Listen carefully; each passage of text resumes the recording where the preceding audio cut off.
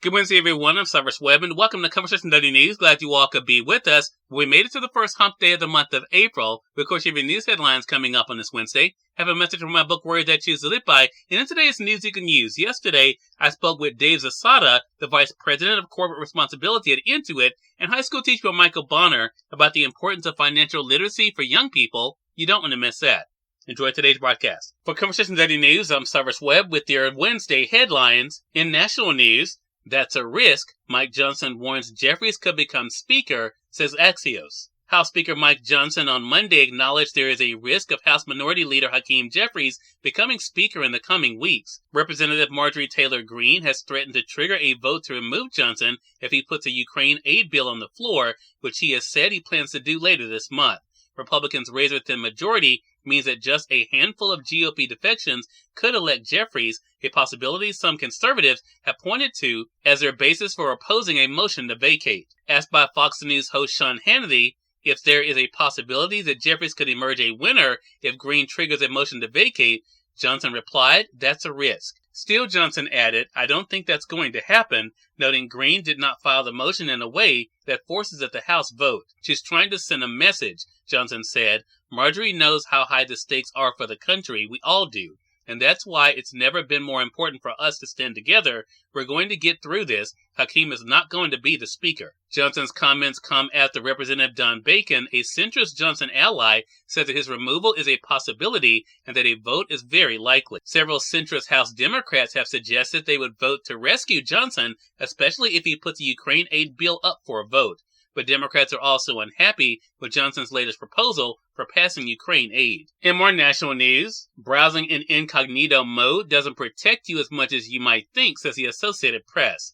Although a private browsing mode known as incognito in Google's widely used Chrome browser has been available for nearly a decade, a legal settlement involving the way it works has cast new attention on this commonly available setting. The settlement disclosed this week in a federal court is primarily designed to ensure that users who use incognito mode in Chrome get more privacy while surfing the internet than they had been previously. Although Google isn't paying any money to consumers, the lawyers who filed the case in June 2020 believe the stricter safeguards will be worth the $4.75 billion to $7.8 billion based on the estimated value of the personal information protected by the settlement. Nearly every major browser now has a private browsing mode. When you turn on the browser's private mode, think of it as a fresh start. So all the advantages of browser personalization won't be there. No suggestions based on your history. Autocomplete will be largely unavailable, and you will have to sign into your accounts. As soon as you close your incognito window, your internet browser wipes the browsing history and any cookies that have been created during that session. According to Mozilla Foundation, meaning locally to your device, your browser won't remember where you've been or store any information you filled into any forms. In more national news, person is diagnosed with bird flu after being in contact with cows in Texas, as the Associated Press. A person in Texas has been diagnosed with bird flu, an infection tied to the recent discovery of the virus in dairy cows, public officials said this week. The patient was being treated with an antiviral drug, and their only reported symptom was eye redness, Texas health officials said. Health officials say the person had been in contact with cows presumed to be infected, and the risk to the public remains low. It marks the first known instance globally of a person contracting this version of bird flu from a mammal, federal health officials said. However, there's no evidence of person-to-person spread or that anyone has become infected from milk or meat from livestock. Last week, dairy cows in Texas and Kansas were reported to be infected with bird flu, and federal agriculture officials later confirmed infections in a Michigan dairy herd that had recently received cows from Texas. None of the hundreds of affected cows have died, they said. In more national news, Uvalde mayor resigned citing health issues in wake of controversial report on 2022 school shooting. City of Uvalde mayor has resigned effective immediately, vacating his post the same week the police chief of the small Texas city is expected to depart. 2 years after one of the deadliest school shootings in U.S. history, says the Associated Press. Smith said in a statement Monday that he needed to focus on his health and thanked the Uvalde community for its support during his ongoing recovery from recent unexpected health issues. He did not elaborate.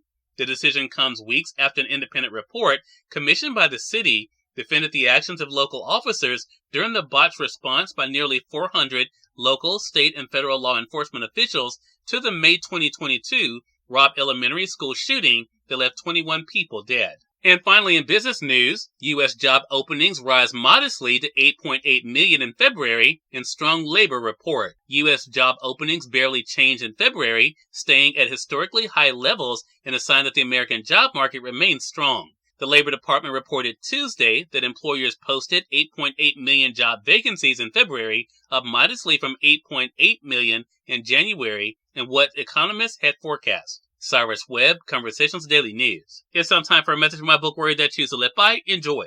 Good Wednesday, everyone. I'm Cyrus Webb, and welcome to Words I Choose to Live By. Ready for your Wednesday wake-up call? What is meant for you is for you.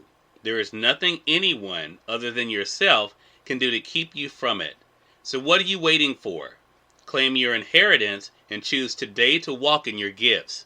Have an amazing Wednesday. We are part of my conversation coming up with Dave Zasada and Michael Bonner in today's news you can use. Stay with us. You're listening to Conversation Daily News. For Conversation Daily News, I'm Cyrus Webb with your news you can use. Dave Zasada with Intuit, as well as high school teacher Michael Bonner, join me on Conversations Live, the radio show, to talk about the importance of financial literacy for young people. Here's a bit of our conversation. Thanks to the two of you for the time. We do appreciate it. Thanks for having us, Cyrus. We appreciate it. Look, the pleasure's definitely on mine. Today we're going to kick things off with you. Tell us what Intuit has learned about the problem of kids not graduating being financially literate. Yeah, well, you might be surprised to hear that adults in the U.S., generally have a poor level of financial literacy. And we've learned that this is at least partially driven by the fact that today, only 25% of students are required to take a personal finance course before they graduate high school, which means that the vast majority of kids won't cross the graduation stage knowing how to budget or save or manage credit or really even understand basic financial terms and concepts just before they start making financial decisions that can impact them long term. And that is so important for sure. So Dave, where do kids learn about managing money today then? Well, what we've heard is from kids directly is that they're really not learning this from their parents, which many think that they naturally would be. And that's typically because either the parents don't feel comfortable talking to their kids about it, or because parents just assume that they're learning it in school. And kids actually want that as well. In fact, in a recent survey that Intuit has done, it showed that 85% of high school students want financial education while they're actually in school. And I think that's just such an important thing I can remember for myself. That is a place for myself where I kind of got into financial literacy is, of course, with school. Michael, I want to bring you in, and I want to first say thank you for the great work you're doing as an educator and also as a speaker. What do you find are the greatest challenges, Michael, facing children today in understanding finances, and how can they get prepared? Well, one of the greatest challenges in understanding finances is, number one, in the education system, there are so many different things that we have to cover and so many different things we have to handle that are prioritized, such as standardized testing and et cetera. But what I've discovered is shortly after the Ellen show, I remember giving my kids some real money as I was teaching them a concept, and their excitement was through the roof. Cyrus Webb, Conversations Daily News. We thank you all for tuning in to this edition of Conversations Daily News. I'll be back to on tomorrow with more news, mention from my book, Words I Choose to Live By, and of course, entertainment spotlight. Until then, I'm your host, Cyrus Webb, saying as always, enjoy your day, enjoy your life, enjoy your world. Thank you all for choosing Conversation Daily News today. Let us go make today amazing. Take care.